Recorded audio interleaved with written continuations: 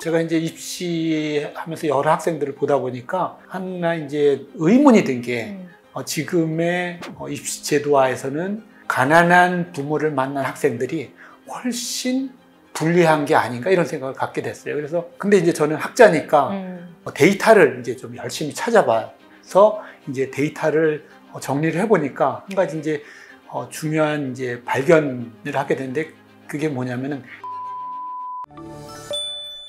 교수님께서는 평소에 예. 학생들한테 서울대에서 굉장히 유명한 수업으로 예. 사실 굉장히 유명하잖아요. 창의력 수업으로 굉장히 유명한 어떤 점이 다를까요? 어떤 부분을 신경을 쓰셨어요? 제가 생각한 이제 열린 문제 창조용 수업은 닫힌 문제를 생각하는 게 아니라 항상 정답 없는 열린 문제를 던져주고요. 학생들한테. 그 열린 문제를 생각하면서 자신만의 창의적인 아이디어를 생각하는 훈련을 하는 수업. 그래서 창의력을 키우는 수업, 창의력을 훈련하는 수업. 뭐 이런 수업이다 이렇게 말씀을 드릴 수 있고요. 그래서 이제 제 수업에서는 이제 매주 과제로 열린 문제를 내고 이 열린 문제에 대해서 정답 없는 열린 문제에 대해서 창의적인 아이디어를 생각해 와라. 예. 하고 이제 학생들을 이제 훈련을 시킵니다. 그래서 예. 뭐 열린 문제 예를 들면은 뭐 이제 시간을 그림으로 그려보세요.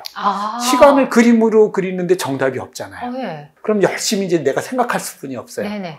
그럼 어디 가서 인터넷 찾아봐도 아무데도 답이 없어요. 예. 그러면 결국 내가 생각할 수뿐이 없어요. 창의적인 아이디어는 나 자신의 아이디어거든요. 그래서 창의적 아이디어를 생각하는 제일 기본적인 출발점은 나 스스로 생각하는 건데 열린 문제를 주면은 나 스스로 생각할 수뿐이 없기 때문에 예. 창의적 아이디어를 자연스럽게 생각을 해요. 근데 예. 초중고 때 그런 기회가 없었기 때문에 예. 교수님 수업이 굉장히 낯설 것 같아요, 친구들한테. 그리고 혹자는 그러면은 평가는 어떻게 하나? 이 정답이 예. 없기 때문에 예. 이런 질문도 가질 수 그렇죠. 있을 것 같아요. 예. 첫째 주, 둘째 주에는 어떤 현상이 벌어지냐면 이제 제가 이제 정답 없다. 마음껏 생각해라. 이 친구들은 매일 100점만 맞던 학생들이라서 하나 틀릴까 봐 되게 걱정을 하는 학생들이에요. 근데 틀릴까 봐 정답이 아닌 걸 말할까 봐 걱정을 늘 해서 정답이 없으니까 틀리는 경우는 없으니까 마음껏 네 생각을 생각을 해보고 적어봐라 하는데 학생들이 처음에는 교수가 생각하는 정답이 있을 거라고 상상을 해요. 그리고 제가 생각하는 정답을 추측을 해서 그걸로 써요. 그러다 보니까 학생들의 답안이 되게 비슷해요. 근데 그게 첫째 주, 둘째 주 지나면서 이제 그게 아니다라는 걸 이제 알게 되면서 세 번째 주, 네 번째 주는 학생들이 좀 더 자유롭게 자신의 생각을 이야기하기 시작해요. 학기 중반 정도 되면 학생들이 이제 굉장히 창의적인 아이디어를 이제 가끔씩 이제 내기 시작해요. 예. 그러면서 그 다음에 학기 말에 가면은 학생들이 굉장히 자유롭게 자기 창의적인 아이디어를 내요. 그럼 이제 창의적인 아이디어라는 걸 이제 평가를 이제 해야 되는데 저희 이제 학생들이 과제를 주고 그다음 중간 학기 말 고사에 이제 정답 없는 열린 문제를 내고 창의성을 저희가 평가해요. 그 평가를 하기 위해서 이제 가장 중요한 기준은 창의력 내지는 독창성이에요. 다른 답안과 얼마나 다르냐예요. 그게 기본이고 거기다 논리성. 네. 그렇게 봐요. 말도 안 되는 또 얘기를 하면 안 되니까. 그래서. 근데 이제 말도 안 되는 것 같아 보이지만은 말이 되는 것도 있기 때문에. 그래서 논리성은 상대적으로 덜 평가하고요. 얼마나 남들이 생각하지 못한 남다른 새로운 아이디어를 생각했느냐가 중요한 평가 기준이에요. 그래서 이 평가 기준에 따라서 이제 평가하는데 평가자가 한 사람이면은 주관적일 수 있어요. 네. 그래서 이 평가를 할 때는 조교가 평가하고 제가 평가하고 학생들이 평가해요. 크로스체크하는. 그래서 여러 사람이 이제 평가를 하면은 그럼 이제 이거를 이제 철학자 후서를 이제 그 상호 주관적인 인식, 상호 주관적인 평가라고 하는데 그렇게 상호 주관적으로 평가를 여러 사람이 같이 하면은 굉장히 객관적으로 평가가 돼요.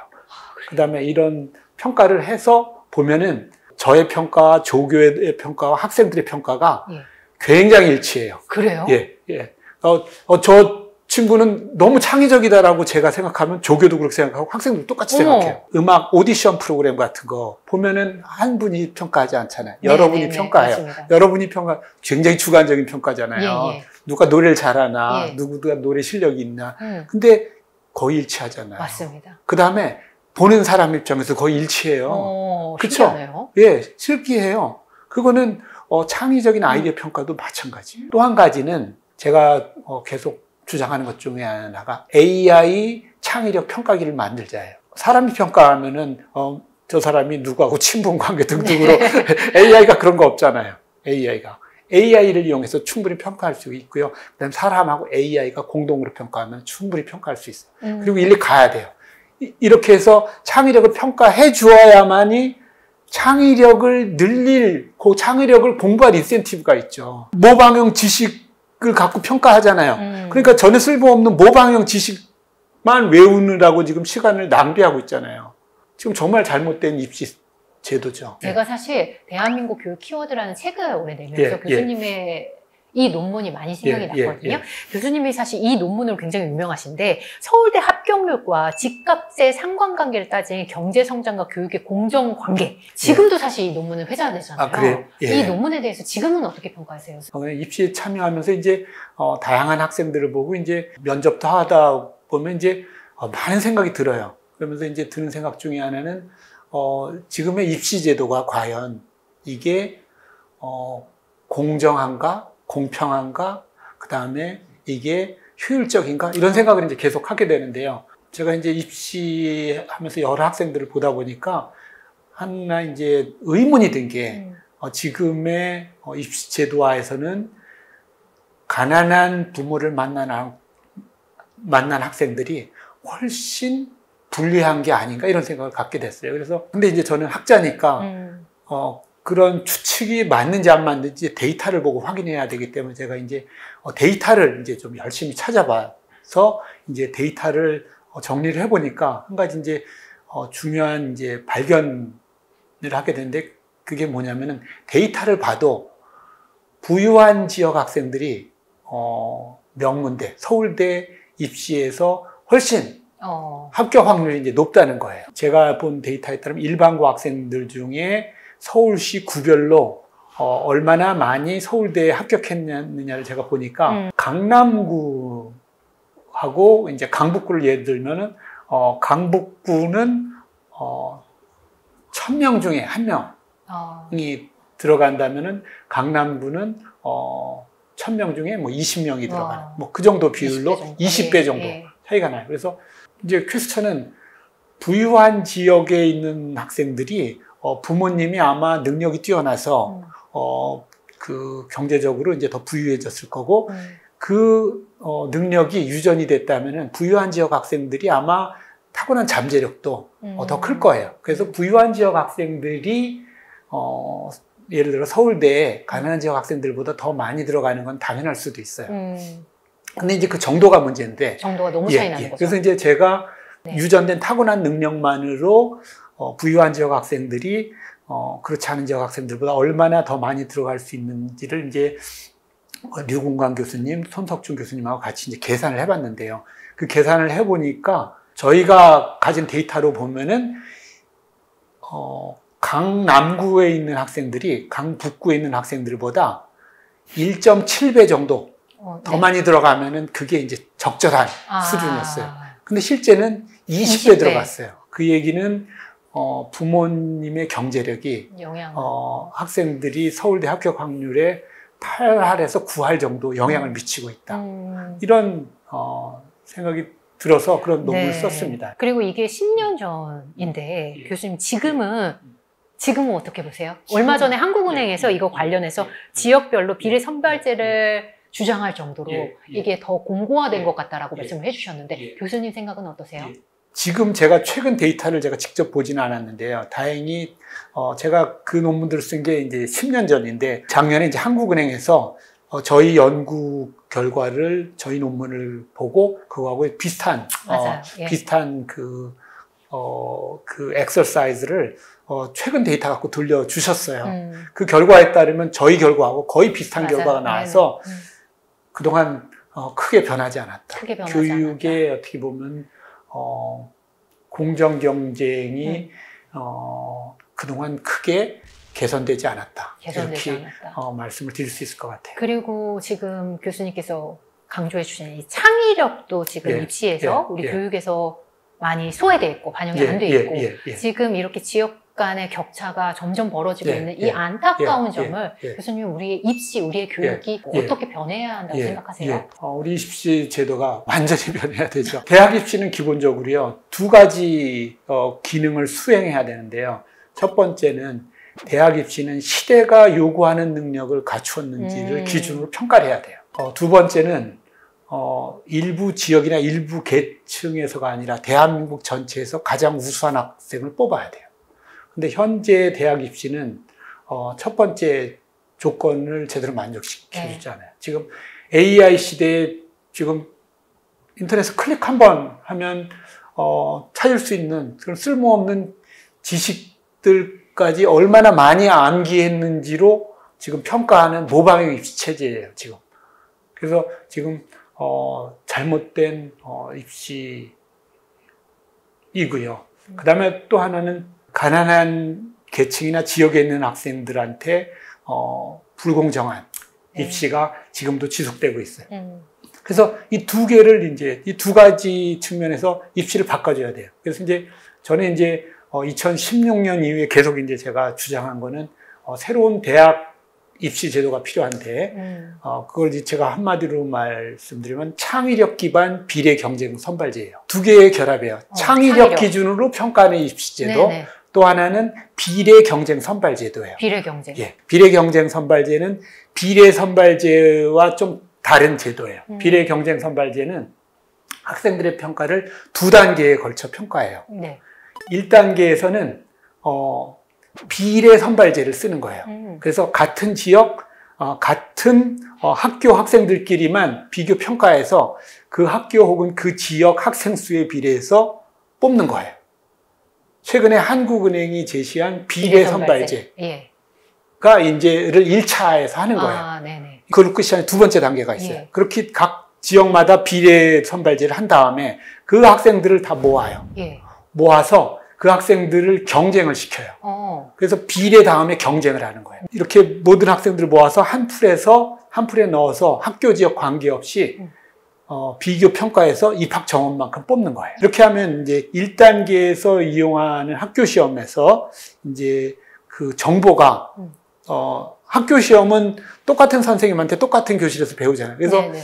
그 기존의 수능이나 이런 전국 단위 시험에서 생길 수 있는 그 정보 비대칭성 문제가 해소돼요. 네. 지금 현재 입시는 전국 단위로 기본적으로 보는 시험인데 이 수능 같은 시험 여기에서 문제는 수능에 어떤 문제가 나올지를 아는 게 너무나 중요한데 수능에 어떤 문제가 나올지를 가장 잘하는 거는 사교육기관이고 네. 그런 정보를 구입할 수 있는 부모를 둔 자녀와 그렇지 않은 자녀가 예. 이 정보 비대칭성 문제 때문에 이제 격차가 생기는데 비례 경쟁 선발제에서는 똑같은 교실에서 똑같은 선생님한테 배운 걸 이제 같이 시험을 보니까 그 정보 격차가 확 줄어들기 때문에 훨씬 이제 공정한 경쟁이 이루어질 수 있고요. 예. 그래서 부모 경제력에 따른 그 사교육 차이로 인한 정보 격차 문제를 해소해 주고요. 예, 예. 이런 걸 통해서 이제 공정 경쟁을 확보해 주는 거죠. 네, 네. 근데 이제 공정 경쟁을 확보하는 제도는 이제 역사적으로 이제 미국에서부터 이제 affirmative action 같은 게 있었고요. 우리나라에도 정운찬 선생님이 서울대에서 지역균형제 예. 도입을 해갖고 이제 도입을 했고요. 그래서 공정 경쟁을 위해서 이런 공정 경쟁 입시 제도가 이제 도입이 필요하고요. 그 다음에 이제 이런 입시 제도가 근데 최근 미국에서는 그 affirmative action이 이제 위헌 문제가 이제 생기면서 이제 미국에서는 1997년 텍사스에서요. 네. 그 텍사스 탑 10이라는 제도를 도입합니다. 이거는 네. 텍사스에 있는 고등학교들에서 10% 안에 있는 학생들은 무조건 이제 텍사스 주립대에 이제 뽑아주는 제도. 거의 정확히 하느니 요즘 얘기하는 지역 비례 선발제하고 같은 예. 제도예요. 비례 선발제는 공정 경쟁을 확보하는 굉장한 장점이 있음에도 불구하고 역차별의 문제가 생겨요. 부유한 지역 학생들을 과도하게 차별할 수 있고요. 예. 그 다음에 정말 부유한 지역에 있는 똑똑한 학생들이 있음에도 그 학생들을 못 뽑을 수도 있어서 네. 비례로 선발한 다음에 경쟁 선발제를 2차로 하면 그 문제까지 해소해 주기 때문에 비례 경쟁 선발제를 쓰는 게 좋고요. 그 다음에 문제는 이제 비례 경쟁 선발제를 하되 창의력을 평가해야 돼요. 그래서 창의력을 평가하기 위해서 두 번째 단계에서 경쟁 선발제 할 때 열린 문제, 창의력 문제를 내주는 거예요. 그래서 열린 문제, 창의력 문제를 내주면은 네네. 이거는 사교육으로 커버하기가 힘들어요. 열린 문제에 대한 정답은 없고요. 열린 문제에 대한 답을 사교육을 받아서 비슷하게 써내면은 비슷한 답은 무조건 감점이거든요. 학원에서 이것만 또 연구하지 않을까요, 교수님? 이것만 연구해서 결국 학생들의 창의력을 키워준다면 뭐 그것도 나쁘진 않아요. 어쨌든 창의력을 키워줘. 근데 학원에서 그거 키워주기가 쉽지는 않을 거예요. 학생들의 이제 창의력을 열린 문제를 통해서 평가하는 거죠. 그래서 뭐 경제학과 입시라면은 뭐 예를 들어 시간을 저축하는 창의적인 방법은 뭐 혹은 뭐 1년 내내 뭐 영하 10도 이하인 얼음 나라가 있다. 이 나라의 얼음을 화폐로 도입하는 효율적인 방법은 이거 학원에서 이거 해줄 수 있을 것 같아요. 저는 아니라고 생각해요. 남들이 생각해보지 못한 새로운 것을 그동안 생각해본 적이 있으면 말해보세요. 이게 제가 면접에서 그동안 항상 내는 문제예요. 저는 학생들의 창의력을 묻기 위해 이게 가장 좋은 문제라서 이걸 물어보면은 13명 중에 1명만 대답해요. 대한민국의 가장 똑똑한 학생들이 전교 1등들이 대한민국에 와서 자기 스스로 창의적인 생각을 초중고 다닌 동안 한 번도 안 해봤다는 얘기. 안타까운 일이죠. 그래서 저는 다니면서 이 얘기를 항상 합니다. 이 문제는 언제든지 대학 입시의 면접 문제 나올 수 있으니까 대비해라. 대비하려면 어떻게 해요? 창의력을 키울 수뿐이 없어요. 근데 대비 못하죠. 대부분. 교수님 만나면 한마디도 못하고 가는 친구들 많을 것 같아요. 면접 때. 그래서 그런 게 안타까워서 제가 이 책을 쓰게 된 것도 제가 계기 중에 하나는 누구나 뭐 지방에 있건 뭐 시골 산골에 있건 이 책 보고 혼자 다 훈련할 수 있거든요. 학원에 갈 필요 없어요. 이 책 혼자 열심히 보고 정답이었기 때문에. 오늘 당장 한번 따라해 보실 수 있는 방법일 것 같아요. 그리고 오늘 교수님과의 말씀을 통해서 얼마나 우리 교육에 대해서 답답함이 크셨는지를 알 수 있는 시간이었던 것 같아요. 오늘 함께해 주셔서 감사합니다. 감사합니다. 대기자 TV